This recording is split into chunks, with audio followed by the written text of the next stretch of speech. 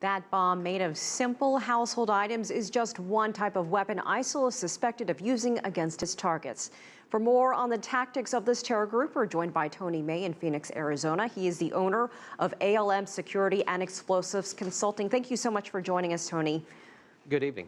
You know, it doesn't look like much at all. It's very small, and it's hard to believe that a soda can brought down an airplane in mid-flight.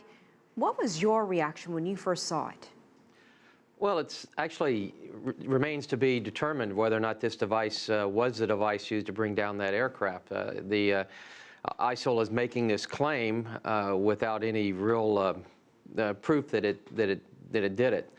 The forensic evaluation is going to take some time. However, a soda can of that size, about a 12-ounce can, could contain up to about a pound, 3/4 to a pound of explosive material, depending on the explosives that is chosen to use.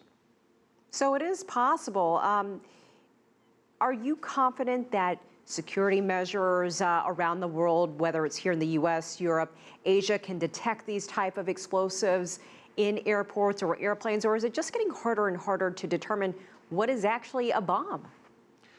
Well, it's been a big cat and mouse game ever since, well, over the last decade here in the United States, ever since 9/11.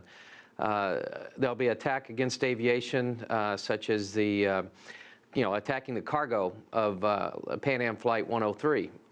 It was plastic explosives in a cargo hold secluded in baggage that brought that aircraft down. So we started positive bag matching, screening of checked luggage.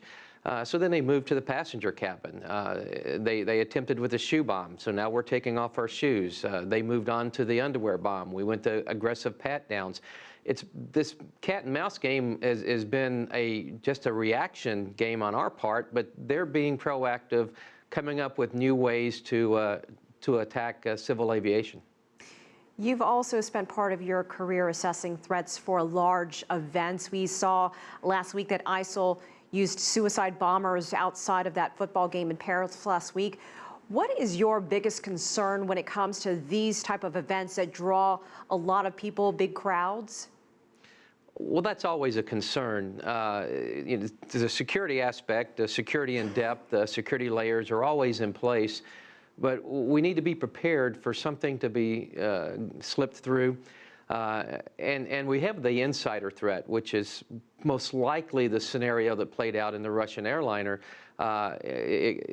Someone inside with the proper security clearances or access can assist in getting some kind of a device through to attack large crowds. But it's not just sporting events or stadiums or anything like that.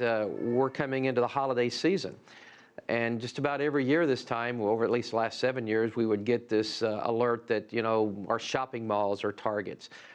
It probably more so this year than ever, but with that, the public shouldn't be alarmed. They just need to be aware of their surroundings and report things that seem unusual or odd, to include people.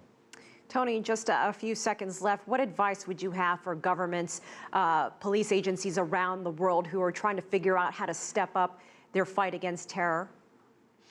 Well, we need to be more proactive. One of the sites in the 9/11 Commission indicated that we weren't proactive enough. We were just more of a reactive mode. We need to be proactive in this fight against terrorism.